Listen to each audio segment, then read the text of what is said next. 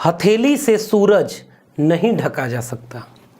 यह वाक्य है गुलामगिरी की भूमिका का, उसी गुलामगिरी का जिस भूमिका की शुरुआत फूले ने होमर के इस वाक्य से की कि the day that reduce a man to slavery takes from him the half of his virtue, जिसका हिंदी तर्जुमा कुछ ऐसा होगा कि वह एक दिन जो एक आदमी को कम करके गुलाम बना देता है, वह उसके गुणों का आधा हिस्सा छीन लेता है।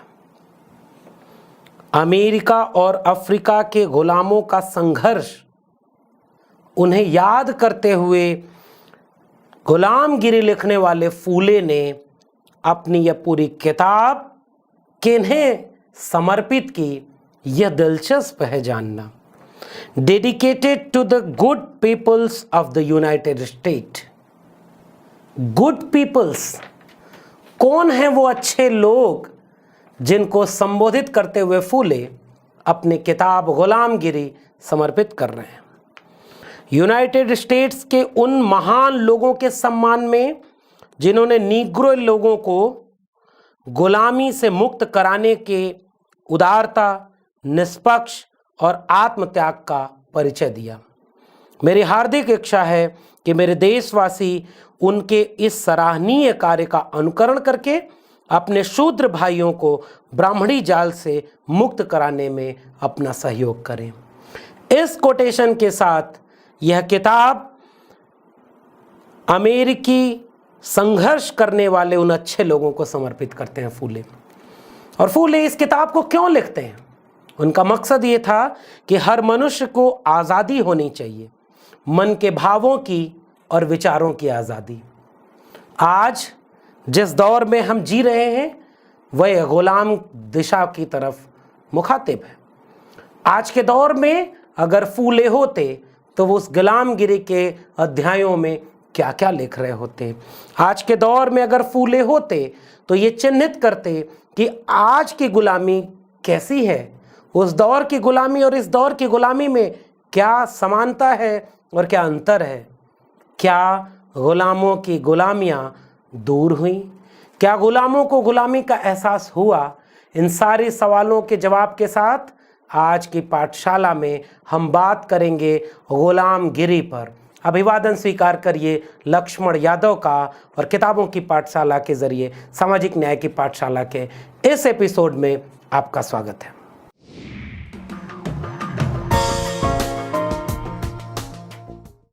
गुलामगिरी 1873 के आसपास का वो दौर जब मध्य भारत में पश्चिमी इलाके में क्रांति का बिगुल बज रहा था। वह क्रांति जो डॉक्टर अंबेडकर के शब्दों में पारिवारिक समाज सुधार नहीं थी, पारिवारिक सुधार से आगे बढ़कर के असल मायनों में जो भारतीय पुनर्जागरण का समाज सुधार था, उसकी अगुवाई करने वाले शख्स थे ज्योतिबा फूले। बुद्ध और कबीर के बाद ज्योतिबा फूले को अपना गुरु मान करके अपनी महत्वपूर्ण किताब शूद्र कौन थे उसे समर्पित किया डॉक्टर अंबेडकर ने। उस पूरे व्यक्तित्व का एक महत्वपूर्ण हिस्सा है गुलामगिरी। गुलामगिरी पुस्तक हर व्यक्ति को क्यों पढ़नी चाहिए, आज की पाठशाला में मैं यह बात आपके सामने रखने जा रहा हूं। सबसे महत्वपूर्ण बात क्या है? इस किताब को ज्योतिबा फूले ने 12 आने सामान्य लोगों के लिए मूल्य के रूप में रखा और शूद्र अतिशूद्र गरीबों के लिए 6 आने रखा। आज के बौद्धिकों को इस बात से ये सबक लेना चाहिए कि हमारी बौद्धिक काम, हमारी किताबें, हमारी बातें जिनके लिए हैं उन तक पहुंच रही हैं कि नहीं। फूले ने वह काम किया और इस किताब का मूल्य उनके लिए आधा रखा और अमेरिका के गुलाम निग्रो जो थे उन्हें समर्पित किया, जिन्होंने विद्रोह करके अपनी लड़ाई लड़ी और बराबरी का एहसास दिलाया। इस पूरी किताब की भूमिका में ज्योतिबा फूले सबसे पहले एक महत्वपूर्ण बात कह रहे हैं, जिसके लिए वो कह रहे हैं कि यह किताब उन्होंने क्यों लिखी। जब से देश में ब्राह्मणों की सत्ता कायम हुई तब से लगातार शूद्र अतिशूद्र समाज के लोग जुल्म और शोषण के शिकार होते रहे। ये लोग हर तरह से यातनाएं झेल रहे हैं। इन लोगों को गंभीरता से सोचना चाहिए।